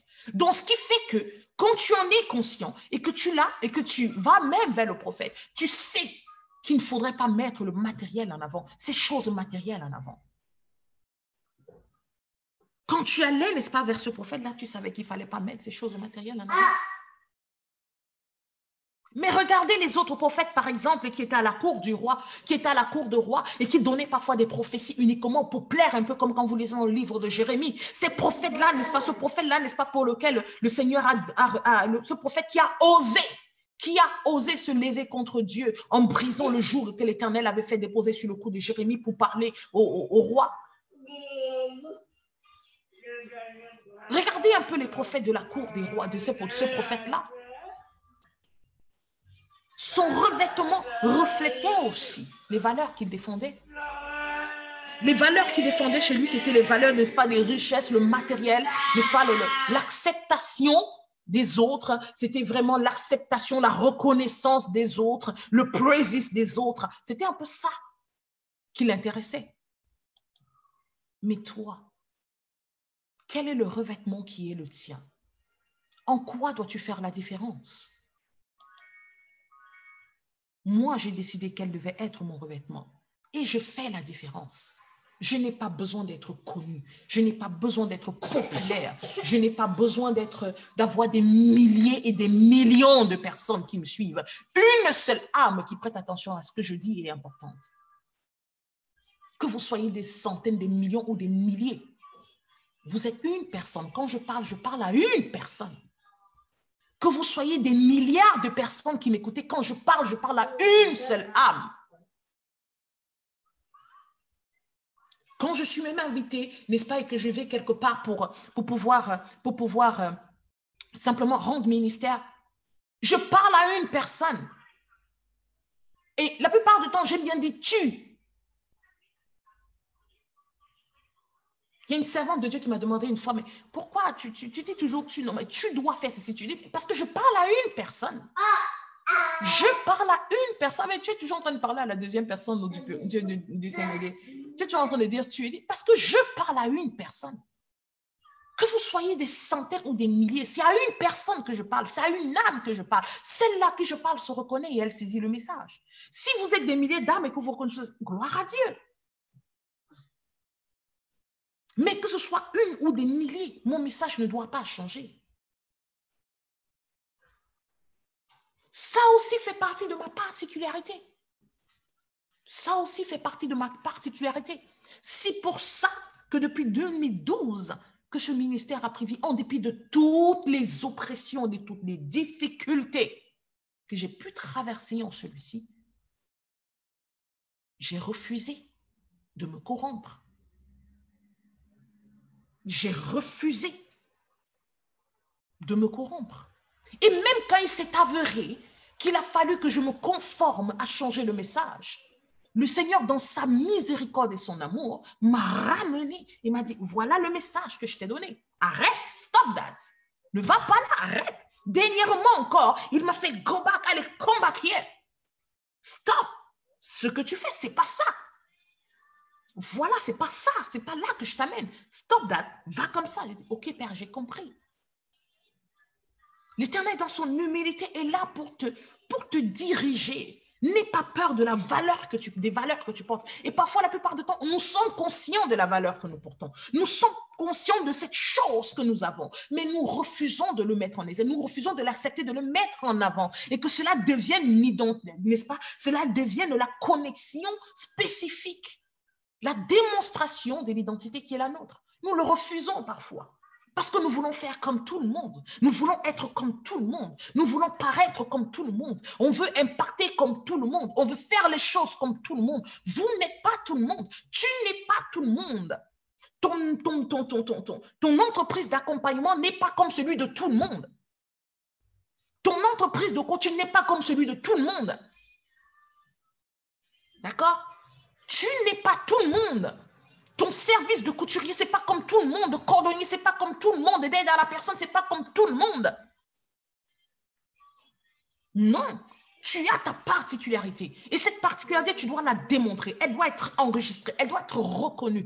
Et c'est ça qui définit ta marque. Le passage que tu auras dans la vie de toutes les personnes dans lesquelles Dieu va te connecter va disposer une empreinte qui durera pendant des longues et des longues années. Et peut-être même à perpétuité. Tu ne sais pas ça. Le passage que tu auras dans la vie des personnes que le Seigneur va connecter à toi va disposer une empreinte qui va demeurer. C'est ça le plus important. Le plus important, ce n'est pas ce que les gens, n'est-ce pas, ce n'est pas ce que tu fais et qu'on apprécie et qu'on applaudit. Le plus important, c'est ce que tu fais qui marque et qui reste dans la vie des personnes. Et c'est ainsi que ta croissance sera authentique. C'est ainsi que, voilà, ta multiplication sera authentique. C'est ainsi que la productivité sera visible. Parce que ce n'est que comme ça que la productivité est visible. Ce n'est que comme ça qu'il y a une réelle productivité. Ce n'est que comme ça que même l'abondance matérielle suit. Parce qu'en vérité, l'impact que tu as dans la vie des gens, d'accord? L'impact que tu as dans la vie des gens définit les avoirs que tu as de la vie en général, si tu veux. Ça définit tout ce qui vient vers toi, tout ce qui se connecte à toi. L'impact que tu as dans la vie des gens disposera la création à enfanter des choses pour toi. L'impact spécifique est se basant sur cette chose qui est tienne, cette chose qui te définit. C'est ça. Ne sois pas commun, ne sois pas commune, ne sois pas seulement un chrétien, ne sois pas simplement un croyant, ne sois pas simplement un fils de Dieu, mais sois un fils de Dieu. Ne sois pas seulement un enfant de Dieu, sois un fils de Dieu. Ne sois pas seulement, non, aie une particularité.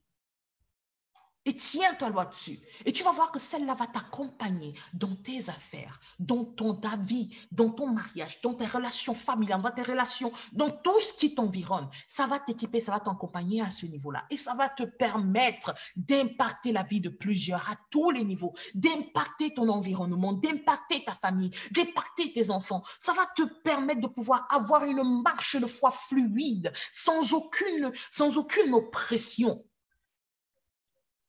Ça va te permettre d'avoir une communion, n'est-ce pas, de vie avec Dieu, avec de joie, une communion de joie. Parce que beaucoup de chrétiens ne sont pas dans la joie, dans leur marche de vie. Il n'y a pas de joie. Beaucoup meurent sans savoir ce qu'on appelle la joie. Beaucoup vivent leur vie de foi simplement parce qu'ils pensent que, voilà, avec un sentiment d'échec, tu dois trouver ce qui fait de toi en lui. Quel est ton revêtement? Quel est ton revêtement? Le revêtement doit permettre de pouvoir tout reconnaître. Quel est ton revêtement? Tu dois te distinguer. Distingue-toi. Distingue-toi de ton vêtement.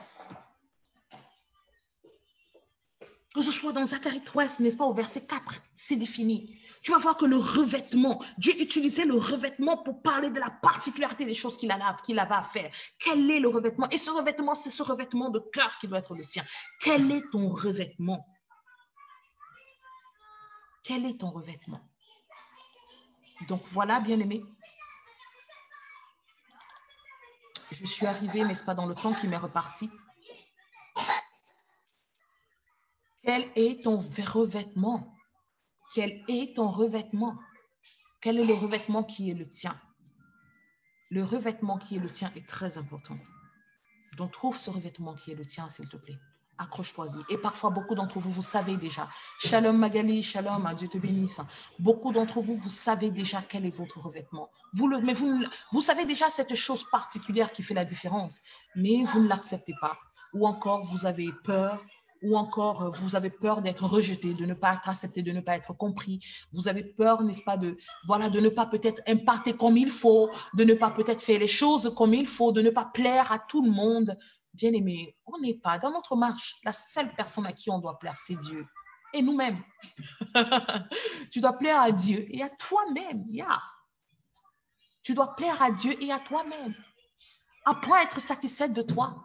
Et maintenant, Dieu est ici. Regarde aussi si Dieu est satisfait de toi. Mais la satisfaction que tu as de ta personne, déjà, elle est très importante. D'accord? Donc, mets-toi à part. Mets-toi à part, s'il te plaît. Mets-toi à part. Mets-toi à part. Fais la différence dans ce que tu fais. Fais la différence dans ton entreprise. Fais la différence. Mets une différence. Il doit avoir un point d'honneur dans ce que tu fais. Il doit avoir un point d'honneur dans ton fonctionnement de couple. Il doit avoir un point d'honneur dans l'éducation avec lequel que tu donnes à tes enfants. Il doit avoir une valeur spécifique que tu dois défendre et à laquelle tout cela, et sache que toute valeur, toute chose, tout point d'honneur que nous avons, il y a plusieurs qui sont connectés à elle. Ce n'est pas seulement nous. Ce n'est pas seulement nous. Et ceux-là qui sont connectés à ce point d'honneur-là vont directement te localiser. Tu seras localisable pour tout cela. Tu attireras ce qu'il faut à ce fait. Tu attireras, n'est-ce pas, les personnes qu'il faut. Tu attireras le genre de clientèle qu'il faut. Tu attireras le genre de, n'est-ce pas, le genre d'entreprise. Bref, anyway, tu attireras tout ce qui est en adéquation avec cela pour une prospérité authentique. Mais il faudrait que tu te tiennes là-dessus. Tu dois pouvoir te tenir sur cette valeur. Ton ministère ira croissant, mais il faut. Ton ministère ira croissant. Un ministère aller croissant, ça ne veut pas dire que quand un ministère va croissant, ce n'est pas parce que vous savez, quand une prédication touche le monde, comme on dit souvent, ce n'est pas parce que voilà, tu es partagé sur tous les réseaux sociaux que ta prédication a l'impact qu'il faut. Quelle est la valeur qui est prônée? Quelle est la chose qui est liée à celle-ci? Quelle est la chose qui est liée à celle-ci? Amen. Nous avons Gabriel qui dit, comment peut-on connaître quel est notre revêtement? Le revêtement qui est le tien, Daniel, est en adéquation avec je te dirais quoi? La mission de vie qui est la tienne. Quelle est ta mission de vie? Si vraiment tu sais quelle est ta mission de vie, tu sais réellement maintenant, n'est-ce pas, connaître ta mission de vie te permet de pouvoir réellement savoir quel est le vêtement qui est en adéquation avec toi. Je te donne un exemple très simple. Oui, parlant encore de moi, ma mission de vie à moi était celle-là de pouvoir impacter les personnes spécifiques. D'accord? C'était vraiment de pouvoir impacter les personnes. Le Seigneur m'a dit quand il m'appelait à ce ministère qu'au travers de moi, il fera sortir ses fils et ses filles et cela péteront son peuple. D'accord? Il m'a fait comprendre qu'il parlera au travers de ma bouche. Il m'a fait comprendre que de ma bouche, je dois bénir et non maudire. Donc, bref, il m'a fait comprendre que ma bouche, d'accord, et ma main sera la chose qu'il utilisera. Je savais que ma mission de vie était certes d'être utilisée par Dieu, mais ma mission de vie spécifique, il m'a fait comprendre qu'il m'établit comme je te dirais quoi, comme non seulement comme son prophète, mais encore plus comme son étendard, comme son pilier de diffusion. D'accord? Alors, moi, j'ai compris quelle était ma mission ministérielle. Oui, ma mission de vie était pour lui que je puisse réellement oublier ma vie. En fait, la mission de vie qu'il m'a donnée était celle d'entrer dans l'oubli de mon existence. Était celle de mourir et d'accepter une nouvelle vie qui lui appartient. Bon, je ne sais pas comment vous l'expliquer avec des termes très simples, mais c'est vraiment oublier ma propre existence.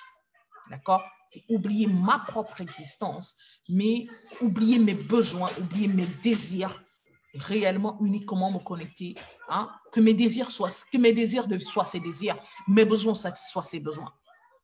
Voilà pourquoi quand il m'avait dit que je suis son épouse, dès le départ, je n'avais pas trop compris le sens, mais au fur et à mesure que j'ai grandi dans ma foi, au fur et à mesure qu'il a travaillé avec moi, j'ai compris ce qu'il voulait dire en me disant que j'étais son épouse. D'accord? Donc, en fait, il m'a positionné comme cette aide, pas seulement comme épouse de l'Église, épouse comme l'est l'Église, mais de façon un peu plus personnelle et plus particulière. Quand j'ai compris ça, alors j'ai su quel est le revêtement qui devait être le mien. Dès le départ, recherchant mon revêtement, je me suis laissée un peu contaminer par d'autres. Quand je parle de contaminer, ça veut dire diriger, hein, pas d'autres. J'ai essayé de suivre certains conseils pour pouvoir me positionner, pour pouvoir entrer dans ma marche, pour pouvoir, voilà, j'ai eu à vous le dire, hein, où en 2000, c'était en, oui, by the grace of God, c'était en 2015, où en 2015, il m'a été ouvert une église au niveau de Paris, là-bas. On a ouvert une église où, voilà, cette église a été super fonctionnelle, elle grandissait déjà en nombre. Et après, même pas 3 mois, le Seigneur m'a demandé d'arrêter ça. Ce n'était pas moi qui l'a ouvert, hein, ce n'était pas le ministère Semence de Vie, mais c'était, voilà, un autre ministère, hein, d'accord, j'appelle parfois, l'un des mentors avec lequel je travaillais à l'époque, m'accompagnait dans ce sens-là, en fait, m'avait amené, hein, plusieurs, c'était une union de pasteurs, m'ont amené, n'est-ce pas, à pouvoir, qu'est-ce que tu as fait? Tu as versé là-bas. Non, regarde ce que tu as fait. Non, c'est fini. Allez, voilà là-bas. N'est-ce pas, m'ont ouvert ça, m'ont fait comprendre qu'il fallait que je reste là, qu'il fallait que, voilà, je travaille dans ce sens-là. On avait organisé tout un planning d'impact de petites conférences qu'on faisait à Paris et tout ça, donc c'était vraiment... c'était encore où? Paris, Limoges, bref, il y avait un peu, c'était un peu dans plusieurs endroits. Mais voilà, le Seigneur m'a fait comprendre que ce n'était pas ça qu'il m'avait appelé, que j'étais hors. Ok. Moi, quand j'acceptais, c'était simplement parce que, voilà, pour moi, je pensais que c'était comme ça que je devais me mettre en exode, ou c'était comme ça que je devais avancer pour accomplir cette mission qui était la mienne. D'accord? Je pensais que c'était comme ça que je devais faire. C'est pour ça que j'acceptais ce qui m'était proposé à cette époque. J'acceptais ce qui m'était proposé. Je me disais, ah ben tiens, si eux, ils l'ont fait, pourquoi pas? On demande de suivre les pères, on demande de suivre aussi les anciens. On est d'accord. Donc alors, je disais, pourquoi pas? Si c'est comme ça qu'on fait. Non, c'est comme ça qu'on fait, c'est comme ça que tout le monde fait. C'est comme ça que ça fait, c'est comme ça qu'on fait. Si tu veux, ah mais non, c'est comme ça, c'est comme ça. Oui, mais non, c'est comme ça. Je te dis, il faut faire comme ci, il faut faire comme cela. Mais voilà, on va faire ceci, on va faire cela. Voilà, c'était un peu ça. Je me rendais compte que voilà, quand c'était les rassemblements avec des serviteurs et qu'on se retrouvait tous avec les serviteurs, les discussions de partage de ceci, c'était waouh, j'étais là, ok. Et quand je questionnais à ce fait, on me disait, mais non, c'est comme ça, en fait, tu ne peux pas faire autrement, c'est comme ça, tu sais, en fait, tout ça, ce sont des ceci, c'est comme ça que ça se passe. Bref, je ne vais pas entrer dans trop de détails, en fait, c'est pour ça que vous voyez, je survole, mais en vous disant qu'en gros, je n'étais pas, je me perdais. Je me perdais pourquoi? Parce que je pensais, moi particulièrement, je croyais que c'est ce qu'il fallait. C'était les connexions dont j'avais besoin pour pouvoir accomplir ma mission, pour pouvoir accomplir ma marche. C'était ce qu'il fallait, puisqu'on me disait que tout le monde devait marcher comme ça, tout le monde devait passer par là. D'accord? Que c'est comme ça qu'il faut passer. Et que je pensais que, voilà, il faut à tout prix aussi être connu, il faut à tout prix que le ministère, surtout que le mien prenait une grande envol déjà. Hein, c'était, wow, déjà on en parlait un peu partout, c'était, voilà. Je disais, ah ben tiens, je pensais ce qu'il fallait que je fasse. Je pensais qu'il fallait pour que ça prenne ce qu'il fallait. Oh non, les prophéties qui sortaient me concernant étaient wow. Donc, pour que les prophéties s'accomplissent, il faudrait sûrement que je me laisse, voilà, guider par eux, voilà. Hein? Mais, Quand le Seigneur m'a ramené et m'a fait comprendre que ce n'était pas ça, ce à quoi il m'appelait et qu'il m'a dit, mais je ne comprenais plus, j'étais un peu perdue, je me suis arrêtée, je me suis retirée de tout ça. Je me suis coupée complètement, je me suis retirée. J'ai fait fermer, j'ai demandé, on a fermé l'église de Pantin là-bas. Je me suis retirée, totalement retirée. Je me suis coupée tout. J'ai tout coupé, j'ai bloqué mes téléphones, j'ai tout bloqué, j'ai tout coupé. J'ai tout coupé, je me suis mise totalement à part parce que je disais, mais oui, Père, mais comment je vais donc faire? Parce qu'on m'a dit que pour faire ceci, il faut faire comme ça. On m'a fait comprendre que pour faire ceci, il faut faire comme ça. Mais Seigneur, si je ne fais pas comme tu dis, comme ils me disent là, mais on me dit que c'est le meilleur moyen. Mais comment je vais pouvoir y arriver? Comment je vais pouvoir faire ceci? Comment je vais pouvoir? Vous savez, c'est ça que le Seigneur me fait, qu'on m'a demandé quel était mon revêtement. C'est là où, c'est après cette époque que j'ai pu vraiment me tenir avec un revêtement adéquat. Le Seigneur m'a demandé quel était le revêtement que j'avais. Quel est ton revêtement? Mais le vêtement, j'ai le vêtement de salut, Seigneur, et la couverture de délivrance. Oui. Mais quel est le revêtement qui est le tien? Tout le monde a le vêtement de salut et la couverture de délivrance. Quel est le revêtement qui est le tien? Quelle est la valeur que tu portes en toi qui m'honore? Quelle est cette valeur qui fait la différence entre toi et les autres? Quelle est cette chose que tu portes dans tes tripes qui m'honore? Quelle est cette discipline qui est en toi qui m'honore? Quelle est la chose qui fait la différence? Quelle est la valeur que tu portes dans tes entrailles, en toi, dans ton fond intérieur, qui fait la différence entre toi et les autres, qui fait la différence entre tout cela que tu connais autour de toi? Quelle est la chose que tu portes en toi qui m'honore, qui fait la différence?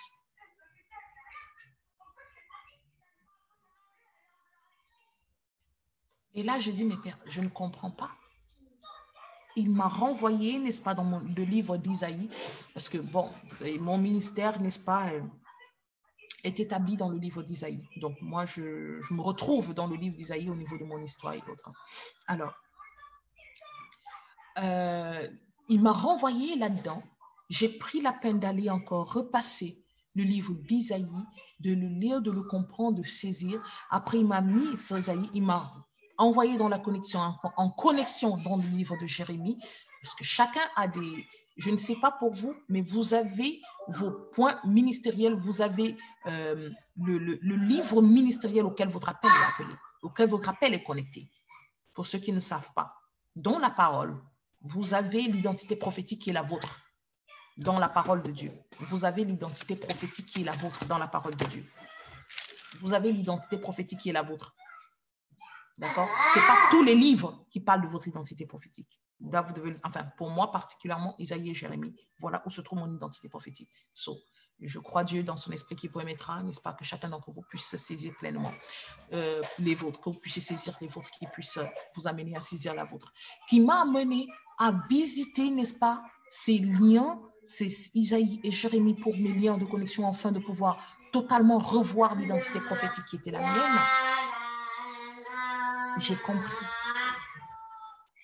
Et c'était cette valeur, cette chose qui me mettait en rejet, qui repoussait ce qui n'était pas acceptable pour moi, même si j'acceptais par compromis. Vous voyez ce que je veux dire?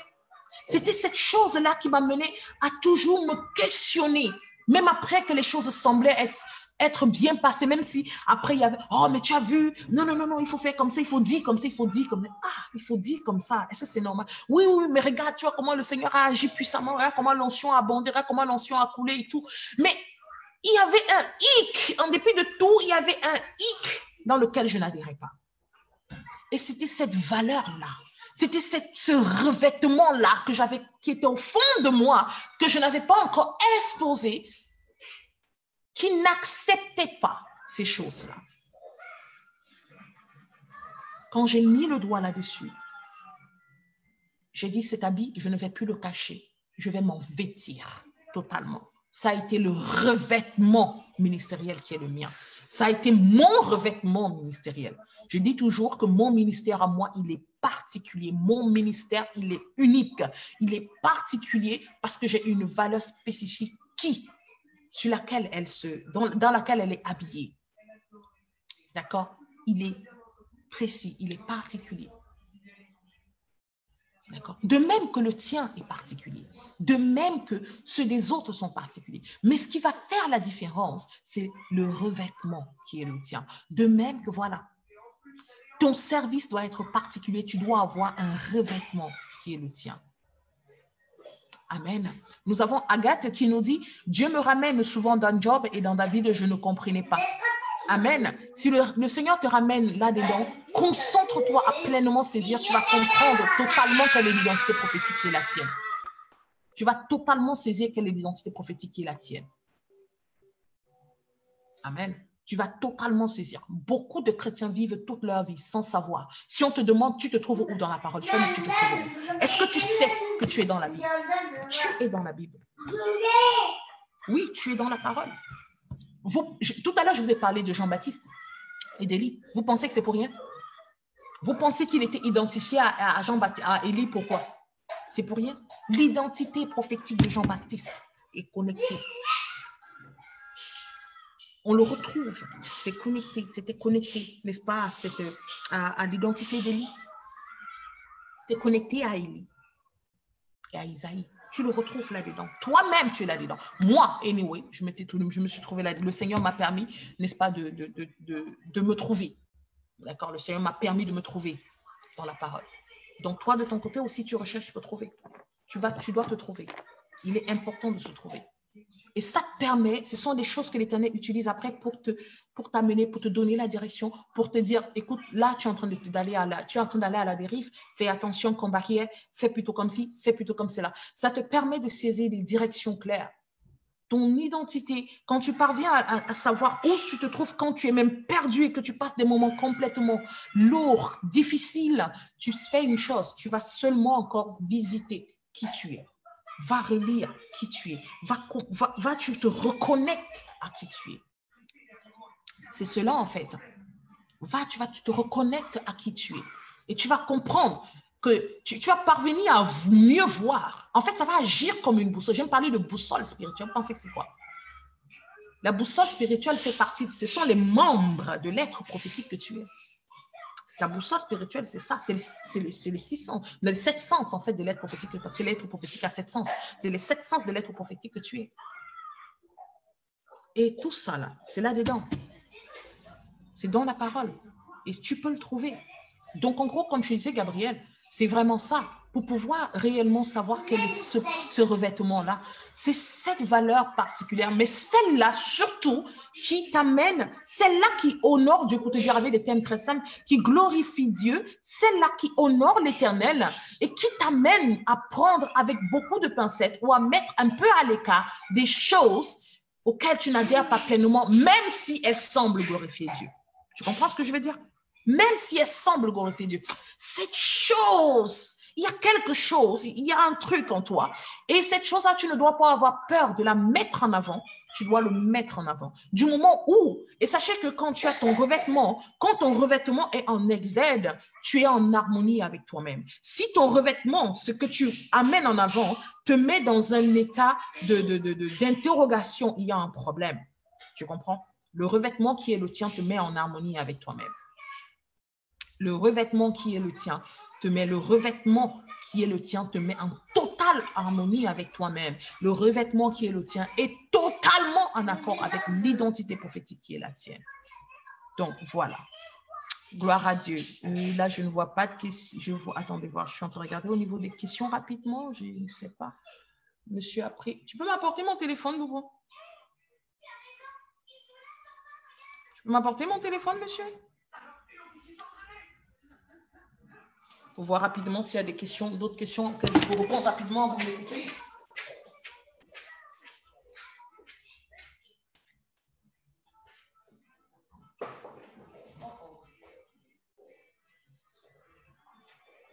Donnez mon téléphone.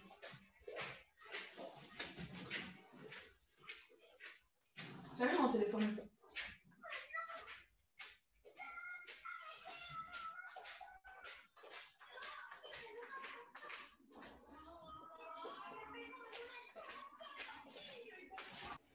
Ok. Glory be to God. Alors, je regarde rapidement les petites questions avant de pouvoir couper. Là, j'ai le temps qui m'est reparti. Là, j'ai pris 30 minutes au devant.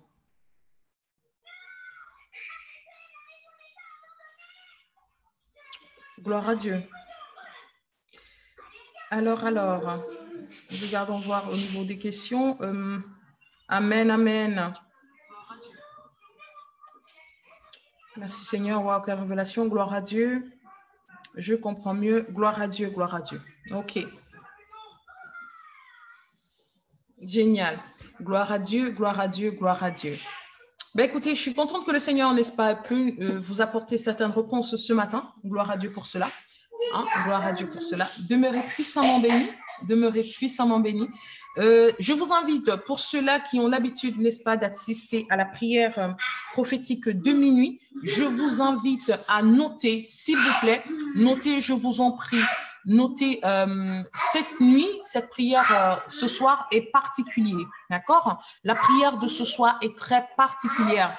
Le temps prophétique de ce soir est très particulier. Nous avons une recommandation que nous avons reçue, n'est-ce pas, d'un serviteur de Dieu, du serviteur de Dieu, Hervé Handel. Donc, voilà, je vous invite sincèrement à pouvoir à vous préparer à ce fait, à faire quoi?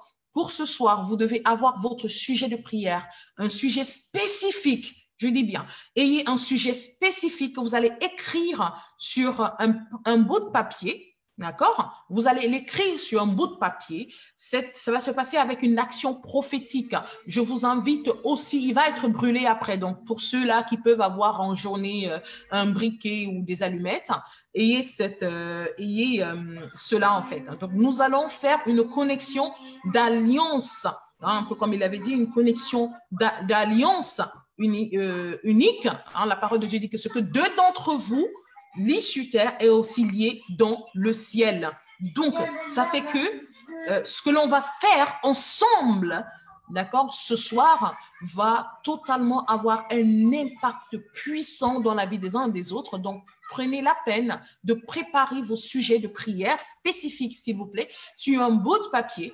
Ayez des allumettes ou encore un briquet pour le consumer à la fin, d'accord? Ça va terminer par cette action prophétique-là. On va le consumer à la fin et ensuite, on n'attendra que des témoignages. Voilà la recommandation que l'on avait eue. Hein, ça a lieu ce soir pour notre prière de minuit. Et j'espère hein, pour les âmes qui sont connectées à Semence de Vie que vous êtes dans le jeûne. Hein, on avait dit le jeudi, c'est jeûne et prière. Donc, j'espère que vous êtes dans le jeûne pour ce soir. Gloire à Dieu. Amen, amen. Alors, nous avons dit, si je saisis bien, il faut dans un premier temps connaître son identité prophétique. Hein, c'est cette identité qui permet de connaître sa mission de vie. Et après, c'est une fois que l'on connaît sa mission de vie, que l'on doit saisir son revêtement. Le revêtement qui est le tien, ton identité. Déjà, tu dois comprendre une chose. Oui, l'identité prophétique, oui, ça, il faut la connaître. Ton identité prophétique est totalement en connexion avec ta mission de vie. D'accord? Ton identité prophétique est totalement en connexion avec ta mission de vie. Sérieusement. Pour ceux qui connaissent déjà leur mission de vie, c'est très facile de s'atteler à trouver, de pouvoir trouver son identité prophétique. Pour ceux qui connaissent l'identité prophétique, très facile de trouver sa mission de vie. Pourquoi?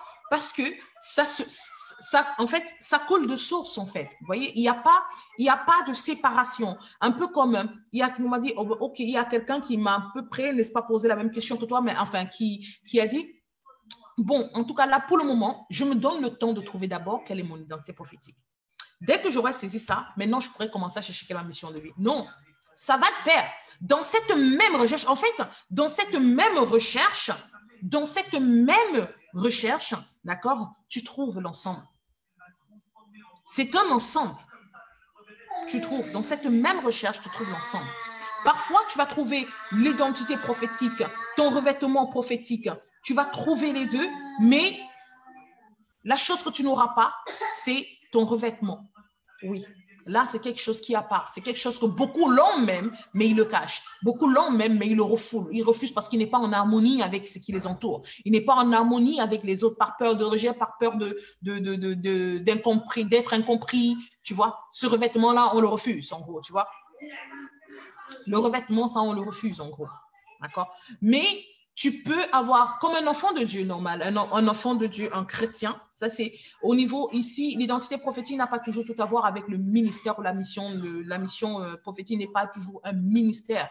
Tu peux avoir une mission prophétique, une identité prophétique totalement connectée à la femme au foyer que tu es, à la mère que tu es. Donc, sachez que c'est quelque chose vraiment qui va avec toute chose. D'accord? Ça va avec toute chose. Ça va vraiment avec toute chose. Ça va avec toute chose. Donc, à ce niveau-là, ça va vraiment de pair. Tout chrétien doit avoir un revêtement spécifique. Et tout chrétien doit avoir une identité prophétique et une mission. Tout chrétien doit avoir une identité prophétique. Tout chrétien doit connaître quelle est sa mission de vie. Tout chrétien, tout enfant de Dieu, tout le monde. Amen. Gloire à Dieu. So, voilà, ben, écoutez, mon temps est passé là. Oula, j'ai passé mon temps encore, j'ai passé mon temps de 30 minutes. Que Dieu vous bénisse abondamment. Shalom, shalom à tous. Comme je vous l'ai dit, rendez-vous ce soir à minuit. S'il vous plaît, n'oubliez pas, passez le message à ceux-là qui ne sont pas connectés, à ceux-là qui sont, que vous connaissez, n'est-ce pas, qui ont l'habitude de se connecter avec nous, pour lequel ceux-là dont vous avez, dans vos relations, que vous avez eu à inviter ou bien je ne sais pas trop quoi, passez le message, notez vos sujets de prière. Venez, on va le faire ce soir. Ce sera un moment puissant avec une action prophétique spécifique qui dispose un témoignage puissant à la gloire de notre Père. Amen, amen. Que Dieu vous bénisse abondamment. Magnifique journée à tous sous la grâce.